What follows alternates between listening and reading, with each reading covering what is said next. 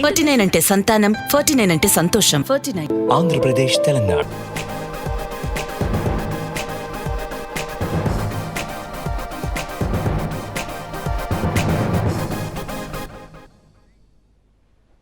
Good morning Telangana. నేను ప్రతిష. బులెటిన్ల మొదటిగా headlines. దేశంలో 100 ఏళ్లకు సరిపడా బొగ్గు నిల్వలున్నాయి. మోదీ సర్కార్కు ముందు చూపులేకే కొరత ఏర్పడుతోందన్న కేటీఆర్. రామగుండంలో 100 మెగావాట్ల ఫ్లోటింగ్ సోలార్ ప్లాంట్ నేడు జాతికి అంకితం చేయనున్న ప్రధాని. ఇవాళ రేపు ఎంసెట్ అగ్రికల్చర్ మెడికల్ ఎగ్జామ్ హాజరు కానున్న 94,000 మంది విద్యార్థులు.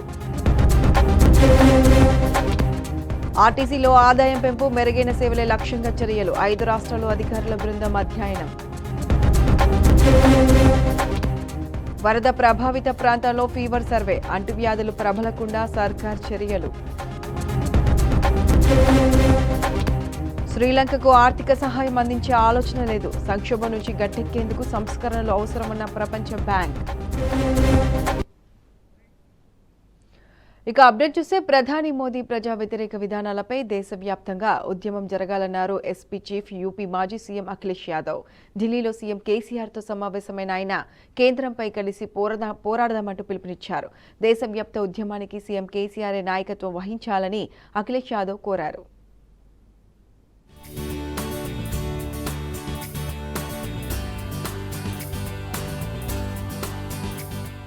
రాష్ట్రాల హక్కులను కాలరాస్తూ సమైక్య స్ఫూర్తిని దెబ్బతీస్తున్న మోదీ సర్కారుకు చరమగీతం పాడేందుకు సీఎం కేసీఆర్ నడుం బిగించాలని ఎస్పీ అధినేత, యూపీ మాజీ సీఎం అఖిలేష్ యాదవ్ కోరారు. పార్లమెంట్ వేదికగా కేంద్రం ప్రజాస్వామ్యాన్ని ఖూనీ చేస్తోందని మండిపడ్డారు.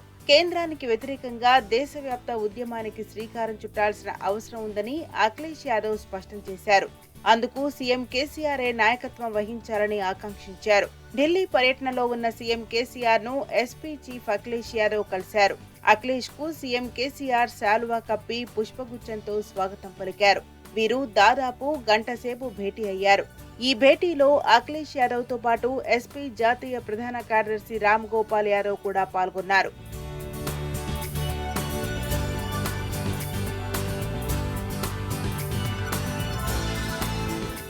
కేంద్రంలోని మోదీ సర్కార్ అవలంబిస్తున్న ప్రజా వ్యతిరేక విధానాలపై ఇరువురు CM KCR, SP chief Akhilesh Yadav విస్తృతంగా చర్చించారు.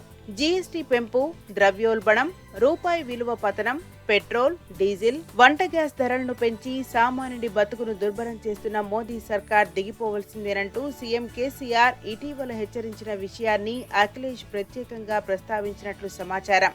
ప్రజల ఎజెండాయే పార్టీల ఎజెండా కావాలని, అందుకు ప్రత్యామ్నాయ రాజకీయ ఎజెండా రూపొందించాల్సిన అవసరం ఉందన్న అఖిలేష్ యాదవ్ అందుకు సీఎం కేసీఆర్ ముందుకు రావాలని కోరినట్లు తెలిసింది.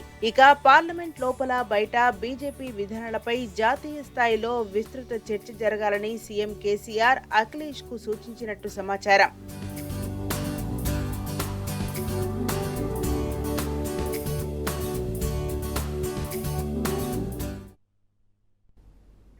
బీజేపీ అంటే భారతీయ జూటా పార్టీ అని మరోసారి నిప్పులు చెరిగారు మంత్రి కేటీఆర్. హైదరాబాద్ ఐటీఐఆర్ ప్రాజెక్టును రద్దు చేశామంటూ పార్లమెంట్లో కేంద్రం చేసిన ప్రకటన సిగ్గుచేటన్నారు. ఐటీఐఆర్కు సమాన స్థాయిలో హైదరాబాద్ ఐటీకి ఏదైనా పథకాన్ని ప్రకటించాలని 50 సార్లు కోరినా ఇప్పటి వరకు చెల్లడం లేదని దుయ్యబట్టారు. ఐటీఐఆర్ రద్దుతో ఈ 8 ఏళ్లలో తెలంగాణకు జరిగిన నష్టంపై వివరణ ఇవ్వాలని డిమాండ్ చేశారు.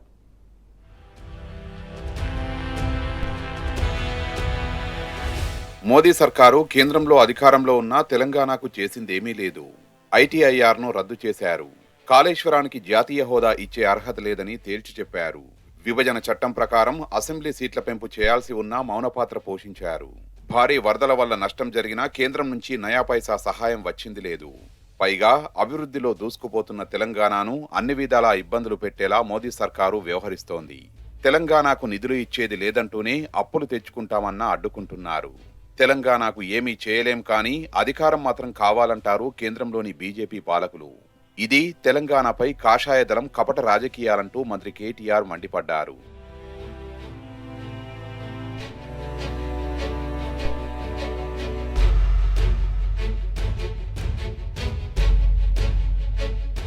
తెలంగాణపై పగబట్టిన మోదీ సర్కారు 8 ఏళ్లలో రాష్ట్రానికి ఎలాంటి సాయం చేయకపోగా పుండు మీద కారం జల్లినట్లుగా ప్రవర్తిస్తోంది. తెలంగాణ ఏర్పాటుకు ముందే హైదరాబాద్కు ఐటీఐఆర్ మంజూరైంది. కానీ రాష్ట్రంపై కక్షగట్టిన మోదీ ప్రభుత్వం ఇంతకు ముందే మంజూరైన ఐటీఐఆర్ ప్రాజెక్టును అటకెక్కించింది. తాజాగా ఆ ప్రాజెక్టుని రద్దు చేశామని సాక్షాత్తు పార్లమెంటులోనే ప్రకటించింది. దీనిపై కేంద్ర ఐటీ శాఖ సహాయ మంత్రి రాజీవ్ చంద్రశేఖర్ పార్లమెంటులో ప్రకటన చేశారు. ఆ స్టేట్మెంటుపై రాష్ట్ర ఐటీ శాఖ మంత్రి కేటీఆర్ కేంద్రంపై నిప్పులు చెరిగారు. సంకుచిత రాజకీయాల కోసం బీజేపీ ప్రభుత్వం ఐటీఐఆర్ను రద్దు చేసిందని మంత్రి కేటీఆర్ మండిపడ్డారు. ఐటీఐఆర్ స్థాయిలో రాష్ట్రానికి పలు ప్రాజెక్టుల్ని మంజూరు చేశామని, పార్లమెంటులో నిస్సిగ్గుగా అబద్ధాలు చెప్పి దేశ ప్రజల్ని మోసం చేశారని ఆయన నిప్పులు చెరిగారు. బీజేపీ పార్టీ డీఎన్ఏలో నిండి ఉన్న అసత్యాలు, అవాస్తవాలు, పచ్చి అబద్ధాలను అలవోకగా కేంద్ర మంత్రి రాజీవ్ చంద్రశేఖర్ వల్లవేశారని విమర్శించారు. రాజకీయంగా విభేదిస్తున్నామన్న ఒకే ఒక్క కారణంతో హైదరాబాద్ ఐటీఐఆర్ ప్రాజెక్టును మోడీ ప్రభుత్వం రద్దు చేసి తెలంగాణకు తీరని అన్యాయం చేసిందని కేటీఆర్ మండిపడ్డారు. ఐటీఐఆర్ ప్రాజెక్టు రద్దుతో హైదరాబాద్ ఐటీ పరిశ్రమ మరింత ఎదిగే అవకాశాన్ని కోల్పోయిందని ఆవేదన వ్యక్తం చేశారు.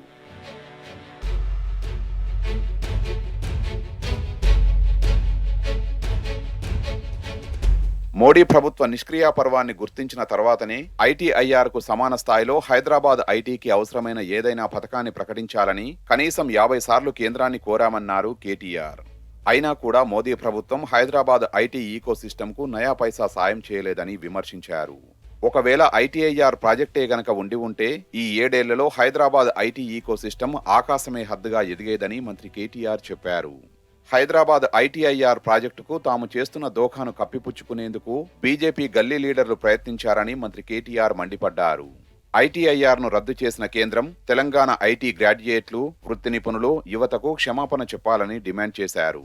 దీంతో పాటు ఐటీఐఆర్ రద్దుతో ఈ 8 సంవత్సరాల కాలంలో తెలంగాణకు జరిగిన నష్టంపై వివరణ ఇవ్వాలన్నారు కేటీఆర్. కేంద్రంలోని వివిధ శాఖలు ప్రవేశపెట్టిన స్మార్ట్ సిటీ, ఇండస్ట్రియల్ కారిడార్లను తెలంగాణకు మంజూరు చేసినందుకే ఐటీఐఆర్ను రద్దు చేశామని కేంద్రం చెప్పడం వారి అశక్తతకు నిదర్శనమని కేటీఆర్ మండిపడ్డారు. అందుకు ప్రత్యామ్నాయంగా హైదరాబాద్ ఐటీ పరిశ్రమకు మోదీ ప్రభుత్వం ఇచ్చిందేంటో చెప్పాలని కేటీఆర్ డిమాండ్ చేశారు.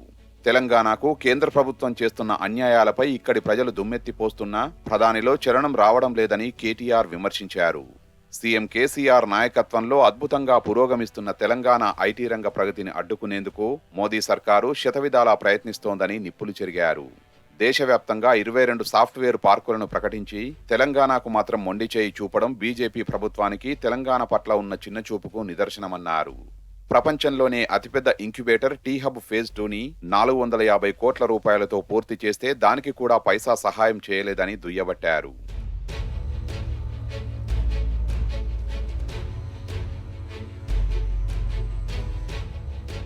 కేంద్రం సంపూర్ణ సహాయ నిరాకరణ చూపుతున్న వివక్షలో తెలంగాణ ముందు వరుసలో ఉన్న విషయాన్ని కేటీఆర్ ప్రత్యేకంగా ప్రస్తావించారు. ఇప్పటికైనా దేశ ఐటీ రంగానికి దిక్సూచిగా ఎదుగుతున్న తెలంగాణ ఐటీ సెక్టార్కు కేంద్రం అండగా నిలవాలన్నారు. మోదీ సర్కారు ఐటీఐఆర్కు సమానంగా ఒక పథకాన్ని లేదా ప్యాకేజీ ప్రకటించి తెలంగాణ పట్ల తమ నిబద్ధత చాటుకోవాలని కేటీఆర్ డిమాండ్ చేశారు. రాష్ట్రంలో విద్యుత్ డిమాండ్ పెరుగుతుంది. గతంలో ఎన్నడూ లేనంతగా జూలై నెలలో అధిక కరెంటు వినియోగం నమోదైంది. నిన్న 12,000కు పైగా మెగావాట్ల విద్యుత్ డిమాండ్ నమోదై రికార్డు సృష్టించింది.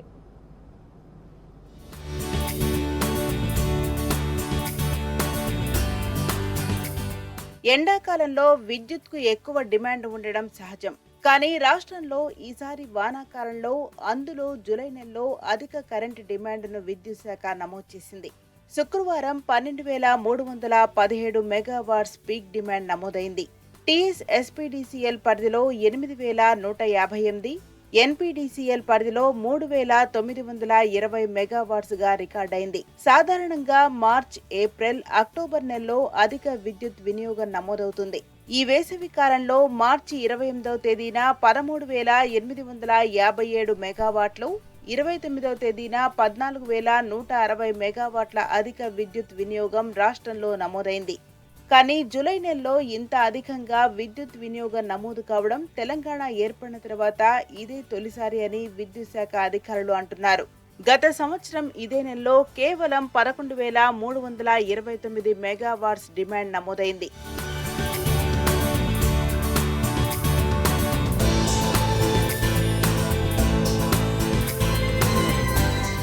రాష్ట్రంలో వ్యవసాయ సాగు విస్తీర్ణం పెరగడం, హైదరాబాద్తో పాటు జిల్లా కేంద్రంలో కొత్త పరిశ్రమల ఏర్పాటు వల్ల విద్యుత్కు డిమాండ్ పెరిగిందని విద్యుత్ శాఖ అధికారులు చెబుతున్నారు. కానీ జూలైలో ఇంత డిమాండ్ పెరగడం ఎక్కువని తెలిపారు.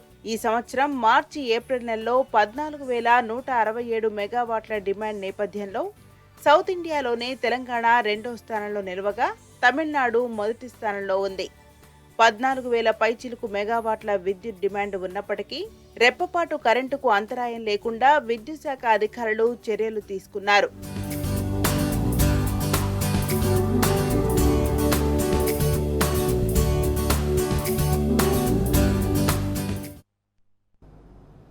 రాష్ట్రంలో దళిత బంధు పథకం అమలు దిగ్విజయంగా కొనసాగుతుంది. మంత్రులు, ప్రజాప్రతినిధులు లబ్ధిదారులకు దళిత బంధు యూనిట్లను పంపిణీ చేస్తున్నారు. సీఎం కేసీఆర్ కు దళిత జాతి కృతజ్ఞతలు చెబుతోంది.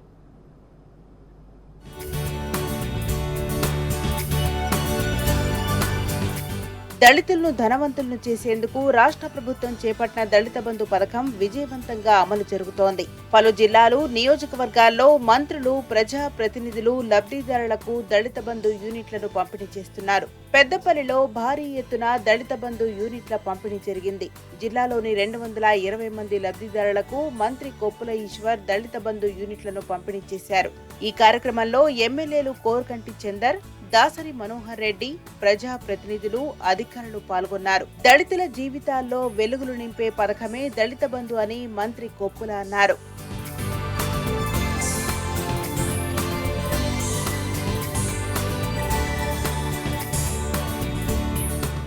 భద్రాద్రి కొత్తగూడెం జిల్లా జూలూరుపాడులో ఎమ్మెల్యే రాములు నాయక్, ఎమ్మెల్సీ తాత మధుతో కలిసి దళిత బంధు యూనిట్లను పంపిణీ చేశారు. 17 మంది లబ్ధిదారులకు 1,70,00,000 విలువైన వాహనాలను అందజేశారు. దళితులు ఆర్థికంగా ఎదగాలనే ఉద్దేశంతో సీఎం కేసీఆర్ దళిత బంధు పథకాన్ని అమలు చేస్తున్నారని అన్నారు. సంక్షేమ పథకాల అమలులో తెలంగాణ ఆదర్శంగా నిలుస్తున్నదని చెప్పారు.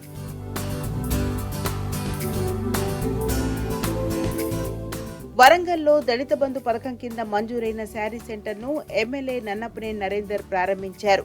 దళితులపై ప్రేమతో సీఎం కేసీఆర్ దళిత బంధు పథకాన్ని చేపట్టారని, తమ కాళ్లపై తాము నిలబడాలన్న దళిత జాతి కోరికను నిజం చేస్తున్నారని చెప్పారు. దళిత బంధు యూనిట్ల పంపిణీపై లబ్ధిదారులు ఆనందం వ్యక్తం చేస్తున్నారు. సీఎం కేసీఆర్ కు జన్మజన్మలా రుణపడి ఉంటామంటున్నారు.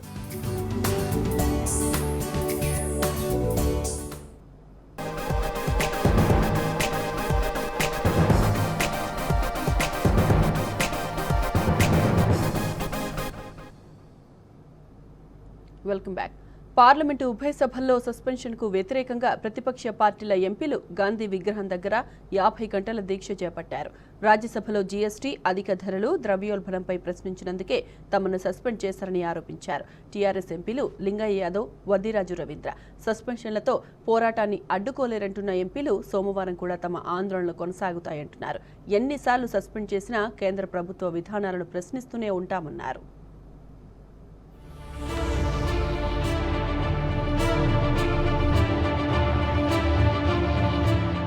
కేంద్ర ప్రభుత్వ విధానాలకు వ్యతిరేకంగా ఢిల్లీలో విపక్ష ఎంపీలు నిరసన వ్యక్తం చేశారు. పార్లమెంట్ నుంచి సస్పెండ్ చేసినందుకు నిరసనగా ఎంపీలు చేపట్టిన 50 గంటల నిరసన ముగిసింది. ప్రజా సమస్యలపై చర్చించాలని డిమాండ్ చేసినందుకు పార్లమెంట్ ఉభయ సభల్లో ఎంపీలను సస్పెండ్ చేసింది కేంద్రం.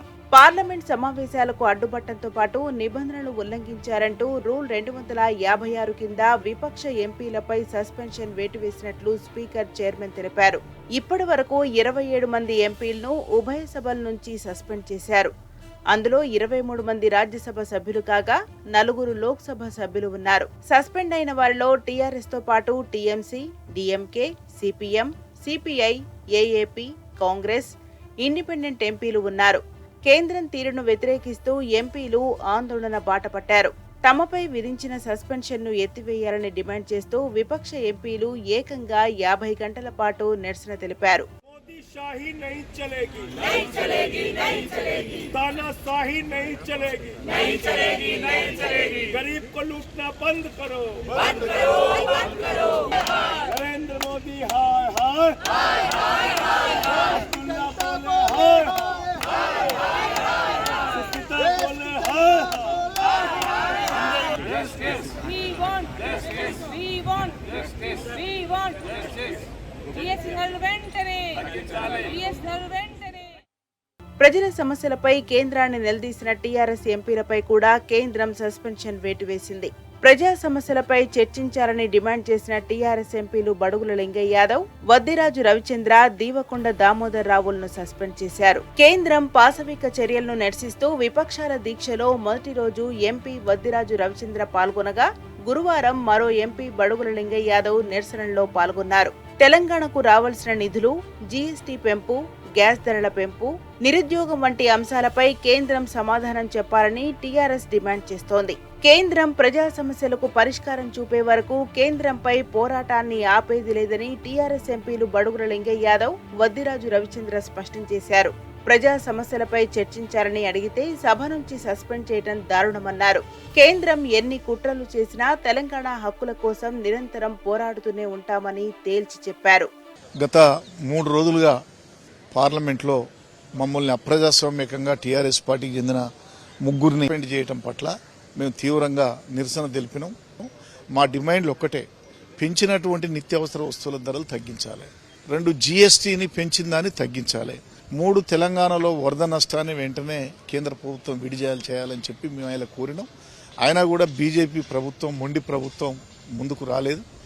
ఈ కేంద్ర మంత్రులు కానీ ప్రధానమంత్రి కానీ వీటికి సమాధానం చెప్పే వరకు కూడా మేము వదిలిపెట్టేది లేదు. మేము సస్పెండ్ చేసినా మళ్ళా సోమవారం నుంచి కూడా ఈ ప్రజా సమస్యల మీద, ధరల పెరుగుదల మీద టీఆర్ఎస్ పార్టీగా ఖచ్చితంగా మేము నిలదీస్తాం. మా వేదికే అది. మమ్మల్ని ఎన్నుకున్నదే ప్రజా సమస్యలను పరిష్కరించేందుకు కాబట్టి టీఆర్ఎస్ పార్టీ భయపడేది లేదు. ఖచ్చితంగా మేము పోరాటం చేస్తాం. इधर राज्यसभा में मंगलवार को हम तेलंगाना टीआरएस पार्टी का मेंबर्स को तीनों को, दामोदर राव जी, मेरे को रविचंद्र और लिंगैया यादव की सस्पेंड किया. जब से 50 आवर्स का निरसन दीक्षा इधर गांधी जी के सामने स्टार्ट हुए, अभी अंतिम क्षण में आ गया है. इसको देखना है. अभी भी टीआरएस पार्टी लड़ता है हमेशा गरीबों के लिए. गरीबों का वो नित्यावसर सर को उसका ऊपर जीएसटी लगाया, उसको निकाल देना है और कम करने का कम करना है, निकालने का निकाल देना है. इसी के लिए हम लड़ाई कर रहे हैं. खाली चर्चा करो बोल रहे हैं. चर्चा के लिए गवर्नमेंट रेडी नहीं है. चर्चा कर रहे तो रेडी नहीं है. फिर चर्चा हम मांगे तो हमको सस्पेंड किया है. ధరల పెరుగుదల, నిత్యావసర వస్తువులపై జీఎస్టీ పెంపు వంటి అంశాలపై పార్లమెంట్ వర్షాకాల సమావేశాలు ప్రారంభమైన రోజు నుంచే విపక్షాలు ఆందోళన చేస్తున్నాయి.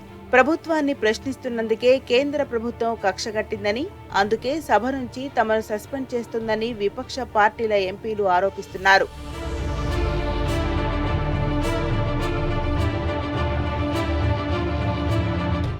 కాంగ్రెస్ ఎంపీ అధీర్ రంజన్ చౌదరి వ్యాఖ్యలు వరుసగా రెండో రోజు పార్లమెంటు ఉభయ సభలను కుదిపేశాయి. రాష్ట్రపతి ద్రౌపది ముర్మును రాష్ట్ర పత్ని అన్న అధీర్ క్షమాపణలు చెప్పాలని బీజేపీ ఎంపీలు డిమాండ్ చేశారు. సభా ప్రాంగణంలోనే రాష్ట్రపతి పదవిని అగౌరవపరిచేలా అనుచిత వ్యాఖ్యలు చేశారంటూ మండిపడ్డారు. కాంగ్రెస్ వ్యతిరేక నినాదాలతో హోరెత్తించారు. ఎంపీల నిరసనలతో ఉభయ సభలు మొదట మధ్యాహ్నం 12 గంటల వరకు వాయిదా పడ్డాయి. అయితే సభలు తిరిగి ప్రారంభమైన సభ్యులు పంతాన్ని వీడకపోవడంతో లోక్సభ, రాజ్యసభలను సోమవారానికి వాయిదా వేశారు.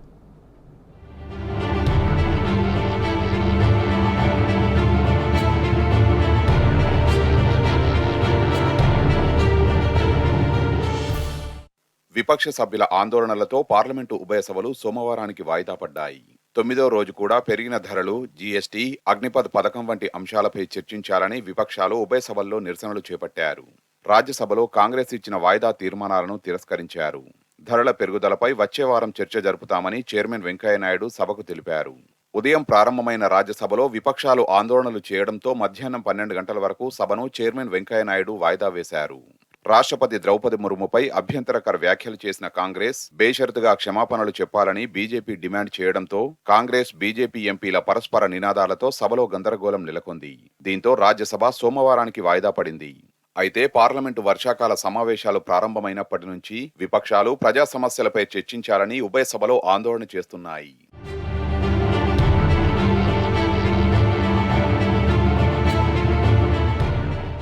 లోక్సభలో కూడా కాంగ్రెస్, బీజేపీ ఎంపీలు పరస్పర విమర్శలు, నినాదాలు చేస్తూ ఆందోళనలు చేశారు. కాంగ్రెస్ ఎంపీ అధీర్ రంజన్ రాష్ట్రపతిపై చేసిన వ్యాఖ్యలపై క్షమాపణ చెప్పాలని బీజేపీ సభ్యులు డిమాండ్ చేశారు. ఇప్పటికే అధీర్ రంజన్ చౌదరి రాష్ట్రపతి వ్యాఖ్యలపై క్షమాపణ చెప్పారని కాంగ్రెస్ స్పష్టం చేసింది. అయినా బీజేపీ ఎంపీలు వినకుండా ఆందోళన చేశారు. బీజేపీ ఎంపీల నిరసనలకు ప్రతిగా కాంగ్రెస్ ఎంపీలు నిరసనలు వ్యక్తం చేశారు. మొదట 12 గంటల వరకు సభ వాయిదా పడింది. వాయిదా అనంతరం కూడా సభలో ఆందోళనలు కొనసాగడంతో లోక్సభ సోమవారానికి వాయిదా పడింది. 9 రోజుల పాటు సాగిన ఉభయ సభల్లో ప్రజా సమస్యలపై చర్చించారని డిమాండ్ చేస్తున్న విపక్షాలపై కేంద్రం కక్ష సాధింపు చర్యలకు పాల్పడుతోంది. ఆందోళన చేసిన ఎంపీలపై సస్పెన్షన్ వేశారు. విపక్షాలకు చెందిన 27 మంది ఎంపీలను సస్పెండ్ చేశారు. కేంద్రం నిర్ణయాన్ని వ్యతిరేకిస్తూ విపక్ష ఎంపీలు నిరసనలు వ్యక్తం చేస్తున్నారు.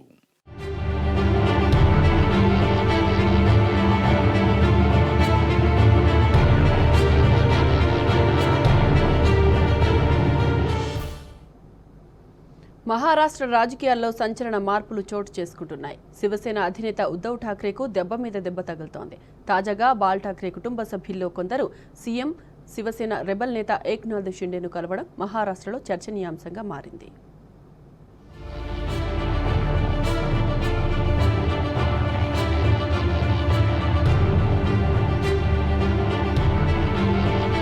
సీఎం పదవిని కోల్పోయిన తర్వాత శివసేన అధినేత ఉద్ధవ్ ఠాక్రేకు దెబ్బ మీద దెబ్బ తగులుతోంది.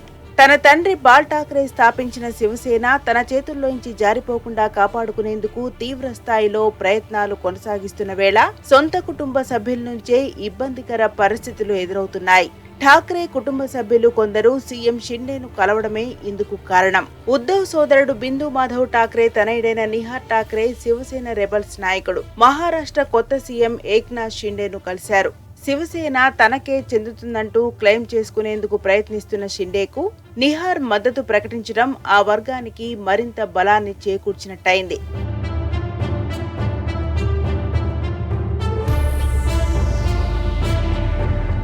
బాల్ ఠాక్రేకు 3 కుమారులు. పెద్దవాడైన బిందు మాధవ్ ఠాక్రే 1996లో జరిగిన ఓ రోడ్డు ప్రమాదంలో మృతి చెందారు. ప్రస్తుతం జయదేవ్ ఠాక్రే, ఉద్ధవ్ ఠాక్రే ఉన్నారు. పెద్దవాడైన బిందు మాధవ్ ఠాక్రే తనయుడే నిహార్ ఠాక్రే. అయితే అడ్వకేట్ గా ఉన్న నిహార్ ఇప్పటి వరకు రాజకీయాల్లో అంత చురుగ్గా లేకపోయినప్పటికీ తాజాగా ఏక్నాథ్ షిండేను కలవడం హాట్ టాపిక్ గా మారింది. మరోవైపు నిహార్ ఠాక్రేకు గతేడాది డిసెంబర్లోనే భాజపా నేత హర్షవర్ధన్ పాటిల్ కుమార్తె అంకితా పాటిల్తో వివాహం జరిగింది. హర్షవర్ధన్ పాటిల్ గతంలో కాంగ్రెస్ లో ఉన్న సమయంలో కొన్నేళ్ల పాటు మంత్రిగాను పనిచేశారు. మరోవైపు జయదేవ్ ఠాక్రే మాజీ భార్య స్మితా ఠాక్రే కూడా ఇటీవల షిండేతో సమావేశమయ్యారు. అయితే రాజకీయంగానే కాదు, కొంతవరకు వ్యక్తిగతంగానూ ఠాక్రే కుటుంబాల మధ్య ప్రత్యేకించి అంతగా సాన్నిహిత్యం లేదని చెప్పాలి. 2012లో బాల్ ఠాక్రే మరణానంతరం ఆయన వీల్నామాపై కొంతకాలం పాటు వివాదాలు కొనసాగాయి.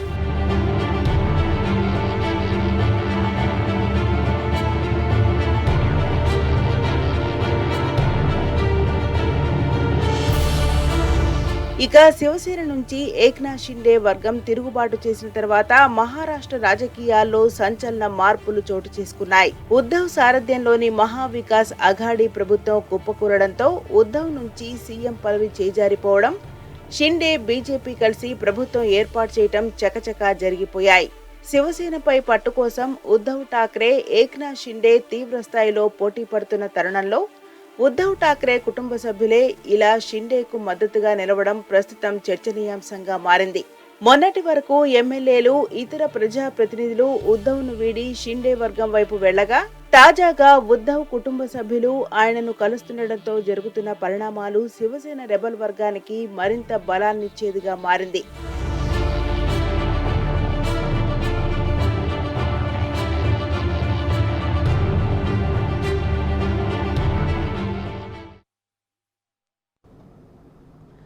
చీకటి దందాల చికోటి ప్రవీణ్ చిత్ర విచిత్ర వ్యవహారాలు ఒక్కొక్కటిగా వెలుగులోకి వస్తున్నాయి. ముఖ్యంగా అతని ఫామ్ హౌస్ గురించే ఇప్పుడు ఎక్కువ చర్చ జరుగుతోంది. ప్రవీణ్ ఫామ్ హౌస్ చిన్నపాటి జూను తలపించింది. చిలకలు, బాతులు, కొండ చిలువలు, విదేశీ పాములు, బల్లులు ఇలా పలు రకాల వన్యప్రాణులను నిబంధనలకు విరుద్ధంగా అక్కడ పెంచుతున్నట్లు తేలింది. అటు ప్రవీణ్ కుటుంబ నేపథ్యం, ఆస్తులపై ఈడీ దృష్టి సారించింది.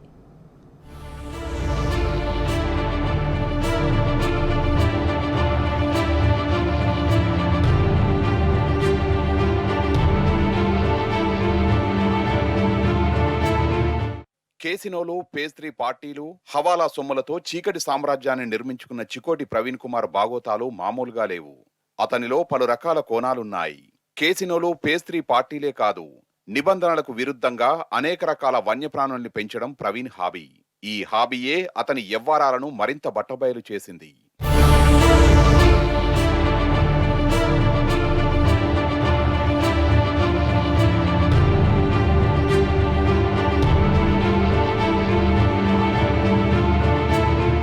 ప్రవీణ్ ఫామ్ హౌస్ లో పైథాన్ను పెంచుతున్నట్టు ఫిర్యాదులు రావడంతో అటవీశాఖ అధికారులు తనిఖీలు నిర్వహించారు.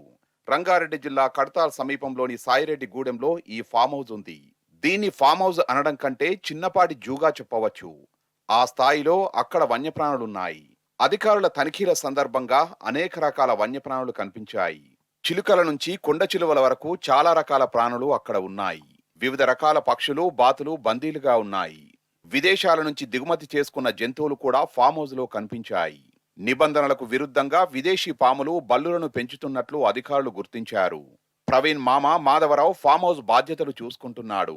జూలో స్వేచ్ఛగా తిరగాల్సిన వాటిని ఈ ఫామ్ హౌస్ లో బంధించారని అధికారులు తెలిపారు. ఫామ్ హౌస్ నిర్వాహకులపై నాన్ బెయిలబుల్ కేసులు నమోదు చేస్తామన్నారు.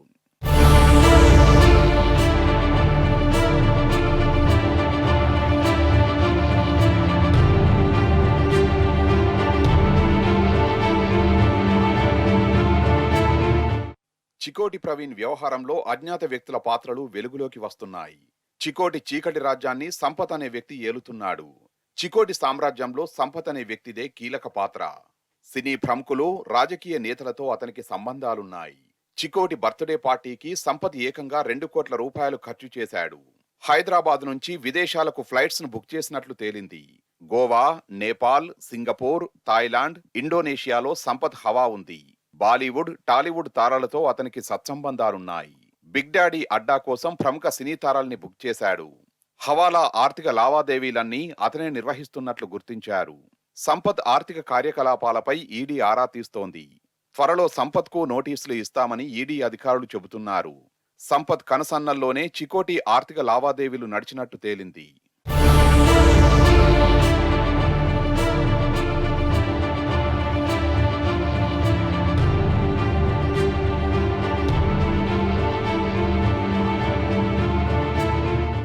ఓవైపు ఫామ్ హౌస్ లో వన్యప్రాణుల అంశం, మరోవైపు సంపత్ నడిపిన వ్యవహారాలు, ఇలా చికోటి ప్రవీణ్ కుమార్ చుట్టూ ఉచ్చు బిగుస్తోంది. ఈడీ అధికారులు మరింత లోతుగా అతని వ్యవహారాలపై దర్యాప్తు చేస్తున్నారు. ప్రవీణ్తో లింకులున్న వాళ్ళందరినీ గుర్తించే పనిలో పడ్డారు.